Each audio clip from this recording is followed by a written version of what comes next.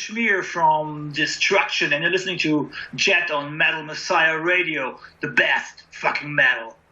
Good evening, everybody, and welcome to the Metal Magdalene with Jet right here on Metal Messiah Radio. Tonight, as my special guest, I have Schmier of the thrash band Destruction. Welcome to the show. Hey, Jet, finally on the show. Thank you. My pleasure. So, Schmier, you've been with this band now over 35 years, and during that time seem to have faced every freaking peril a band can possibly go through, both on tour and with ex-promoters and record labels. And today I saw you had mentioned something about bootlegs. What has been one of the biggest lessons you have learned over the years in this industry with this band? I think it's everything. You can put it onto life also. Nothing is impossible. You gotta stand up and stand your ground. It's like with the band or in real life. We have featured a lot of great moments in the career of the band, but also there's been a lot of lows and a lot of problems and splits and fire on the tour bus and planes that don't want to fly us to the show and all kinds of crazy shit. But at the end, you gotta stand your ground, and I think that's the lesson that every band should learn, and it makes you better, it makes you stronger, it gives the band unity, and we were fighting for our stuff. I always say it's necessarily not the most talented guy or musician that gets the cup or that makes it in the scene. It's the one that stands up and and goes again and fights for his stuff. That's very true. And now you and Mike have been with the band from the beginning, back in 1982, but you recently acquired new members, Randy Black on drums last year, and Damir, is that how you pronounce his name? Damir on lead guitar. So tell us a little bit about getting them in the band and how they're fitting in. I mean, Randy was always one of my favorite drummers. When he was in Annihilator, I saw him the first time, and I really loved his playing. He's a very physical player, but also he plays very technically and very tight. Amazing bass drum work. So he was always one of my faves, and we talked a couple of years ago already. First time when we were looking for a drummer, but at this time he was playing in Primal Fear. This German heavy metal band, and we didn't want to steal him from a band that we know. So the time is right now. Randy was free again, and we were looking for a drummer again, and then we came back together. He also helped us out once. Some fans might remember we've been in the States with Sepultura. When was that? 3-4 years ago, mm-hmm. And Randy was helping us out. When our drummer at that time couldn't come because he became a father and he was with his wife mm-hmm. for his second child. So Randy was helping us out there, and that's why when we had to look for a drummer, we invited Randy first of all to help us out for all the festivals that we played because we didn't want to cancel shows. And in the end, he stayed in the band because, he knows all the songs. He's a fantastic player. And, I mean, who doesn't want to have Randy Black in the band, right? It's true. I love him. And like you said, he's got such energy in his drumming. It's fun to listen to, and it's fun to watch him, Oh, yeah. So how would you say that Destruction has progressed over the past 3 decades, Schmier? Oh, I think, we try to stick to the roots because... in Germany we have this saying, stick to what you are, stick to what you can do best, and we will always be a thrash band. But, of course, we try to push the borders a bit. We try to, kind of involve in our own category, we try to keep it exciting for us. We still have the passion for the music as from day one, and we try to keep it fresh. So, of course, the band became, better musical-wise, but in the end, it also matters what kind of songs you write. People want to hear good songs, and I think we have measured as songwriters. I think this new album proves that we can still write really cool thrash anthems, and we still love what we do. That's a very important thing. I think that as long as we can keep this passion alive, the band will sort of stay strong. And of course, you cannot recreate the passion you had when you were 17 years old and young and crazy, you know. That's why a lot of bands do their best albums when they're young and crazy, you know. But we're old and crazy now, so it's all right. So we're here today to talk about your new album, right? Oh, I hear that. We're here today to talk about your new album coming out August 9th on Nuclear Blast Records, called Born to Perish, the first album with the new guys on it. So what was it like now writing with the new members of the band, Schmier? I mean, me and Mike were the songwriters since 35 years, so we didn't want to change the recipe. The other guys but could contribute. You know, Randy came up with some really cool drum beats, some drum patterns that we used in 2 songs, and that really brought in some new, fresh ideas. And we actually started with the drums. It's something we never do. Normally we start with a riff, and then we add everything up. This time we started with drums, so it was very interesting to do that. And for Damir, he had all the space he needed as a lead player. You know, we gave him a lot of solo slots. He had a lot of places for little extras, little leads, little ads, little harmony parts. He came right away and said, I don't want to write anything for this album because you guys are the band, but I would love to contribute, and that's what we did. You know, we're a team. Everybody has an opinion. We put it together. Of course, Mike and me know how the band should sound like, but there's always a little danger also when 2 new members come into the band, and the band changes too much. You know, we were aware of that and wanted to avoid any drastic change. Just wanted to strengthen the band with 2 new great players. And so tell us how you approach this album lyrically then. I mean, are there any songs in this album that touch home a little more than the others?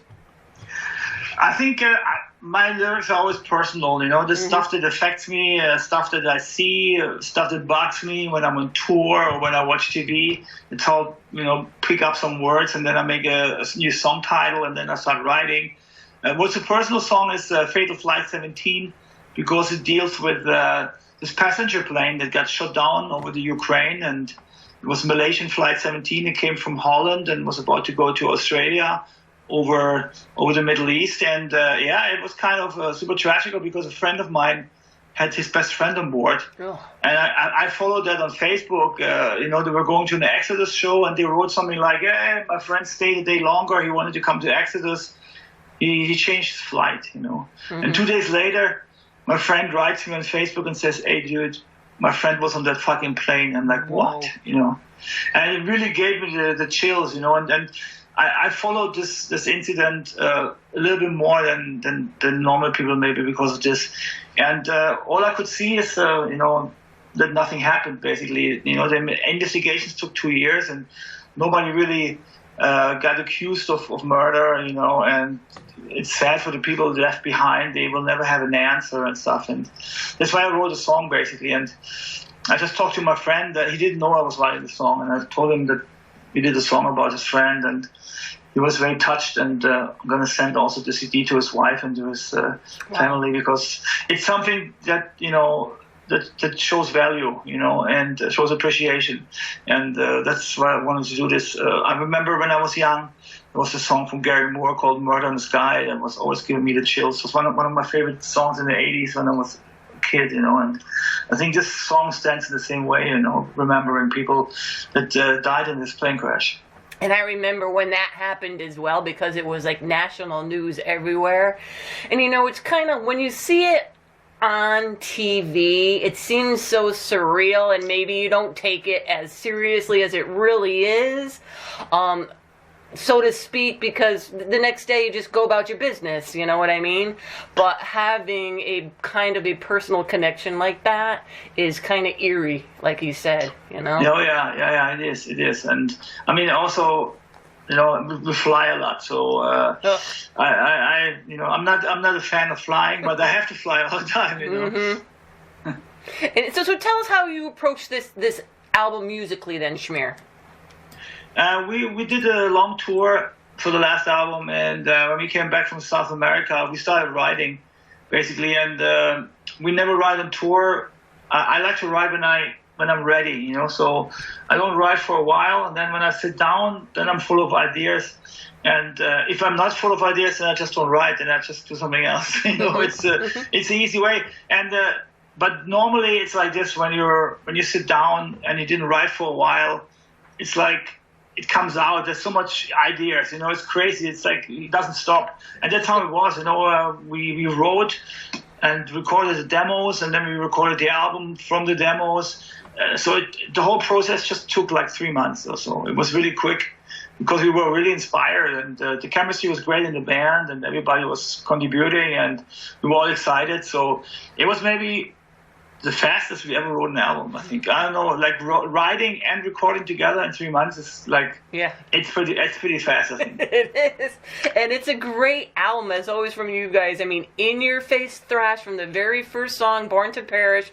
Then you get to track number 6, Butchered for Life, and things slow down a little bit and feature some really great leads. So tell us a little bit about that song. It's a little different for you guys. Yeah. We wanted to write a really dark and extreme album, but we didn't want to lose catchiness, and we didn't want to lose a certain depth also. So we had a song back in the day called Reject Emotions, and it was a song that we wrote when we had 2 guitars. The first time we had an album with 2 guitars, so we had some acoustic guitars and some melodic leads in there, and it was a little different, the song. When it came out, it was kind of not everybody liked the song because it was different, but the song over the years became totally cult, you know, like it became an anthem. But we could never play it live because we only had 1 guitar in the last 20 years, you know. So we remembered the song, and we said, why don't we write a song like Reject Emotions again, a song with no limits, with 2 guitars, melodies, and acoustic guitars. A song that's a little bit more progressive also maybe, and has, you don't care about the time, if it gets 10, 12 minutes or 7 or 8, it is 8 minutes I think now.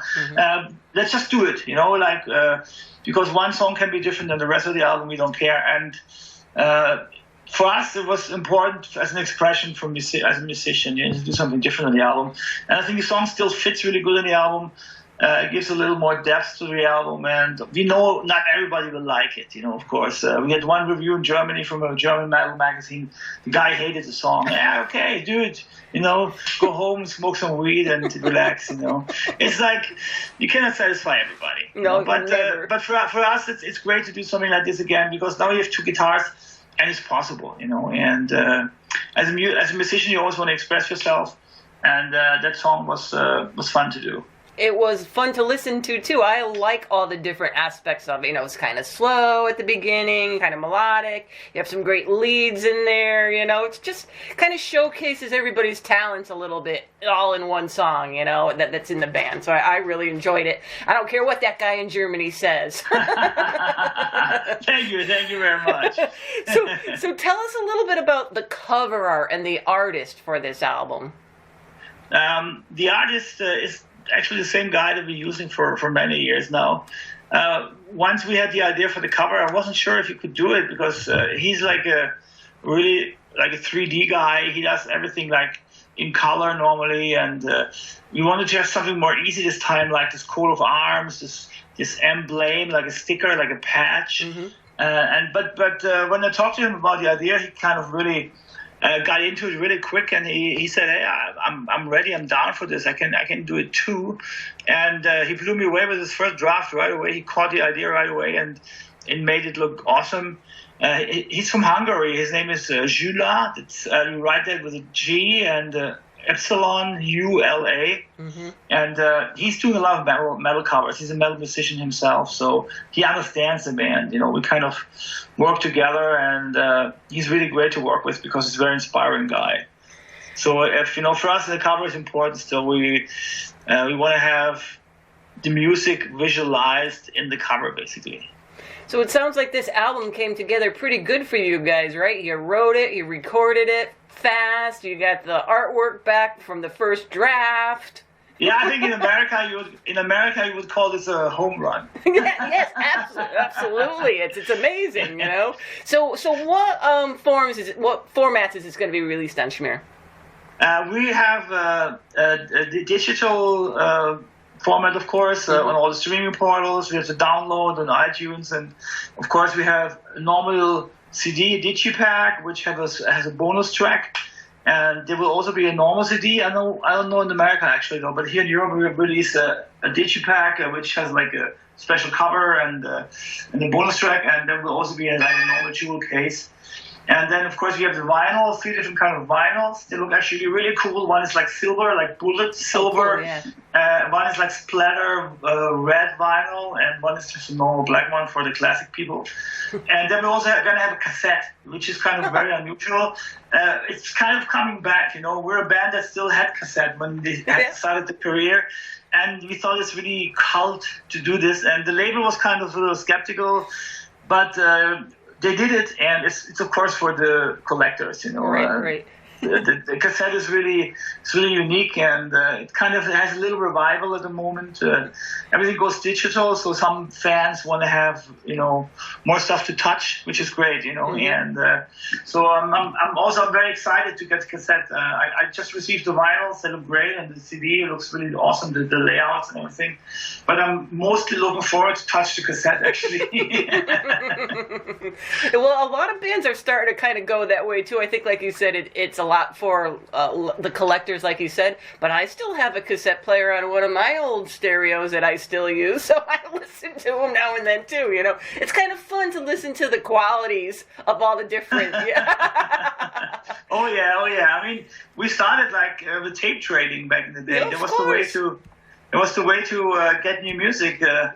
I remember we started trading with Caton from Hyrax back in the day. He was the one that sent us the first cassettes from America, the first demos from Metallica, the first Hyrax album, Agent Steel, and stuff like this. So, without the cassette, we wouldn't be here, basically. That's true. And those were the fun days when you would wait and you would get a package from America. Or for us, if we would get something from Europe, we would be so excited, And half the time it's all cracked and everything, but as long as we can get... I mean, people can't imagine this anymore, like the excitement there was, because we didn't see anything for weeks, and we didn't hear anything for weeks, and all of a sudden you get this package, you don't know what's in there, if it's still alive, or it was very exciting. And as much as I love the internet and I like the social media, and I love to connect with the fans, of course, it takes a little bit away this excitement. Yeah, it does. It does. Everything. I mean, everything with the internet takes away from, even go see bands live. Back then you'd be saving up. You never saw your band play back then. The only way you could see them is live. They didn't have YouTube and all this other kind of stuff, Yeah, so but nothing is like live. Yeah. You can watch fucking videos on YouTube. It's not even close to a live situation. So luckily, that's something they cannot recreate. That is true. Standing in the crowd watching a show is something they yet cannot recreate. Hopefully, it's not going to happen. I mean, now they got those virtual masks and stuff. I know. Everything is possible in one day, I guess. But at the moment, still, live is live, and there's nothing like it. Thank God. So, what's the band have coming up for shows? Speaking of live, Schmier. We're having right now. We're playing festivals here in Europe, and glad we have so many. It's exciting. Every summer is new festivals, so that keeps us busy. We have a tour coming up with Overkill and Flotsam and Jetsam here in Europe in September, which is of course a great part. Second part of this great tour we did in March already, the Killfest tour, which was sold out all over Europe, and now we're going to do the second part of it. And we're going to do some more festivals in autumn, and start the headlining shows for the new album in January and February in Asia and in Europe. And right now we're actually talking to America also for shows in March or April. I think it's March. I wish I could announce it already, but I'm not allowed. I have to talk to my manager first. That's okay. Well, because we have to confirm the shows, but we're very close in signing the deal. So it looks like we can hopefully announce the next days that we're going to come over. Oh, that would be awesome. And if people want to learn more about the band, and what's like the best websites to do so? Where can we go to learn more about the band, and if you're going to do a U.S. tour, and when? I think, where all the dates are most accurate normally, I think worldwide is the bands in town. if you check out Bands in Town Destruction, then you will find all our tour dates. Of course, we always love when people come on our Facebook site to check out stuff. Facebook, Instagram, we have everything. We have Twitter also, but most fans hang out on Facebook still. Also, Instagram is growing, of course, but doesn't have the tour dates. But the tour dates you will find on Bands in Town, which is also featured on the homepage and on Facebook. So there you have it. Destruction has a new album out off of Nuclear Blast Records August 9th called Born to Perish. And Schmier, thank you for coming on the show, and all the best with the band and the new album. Thank you very much for the interview, and hopefully we'll see you at our show when we come over in March.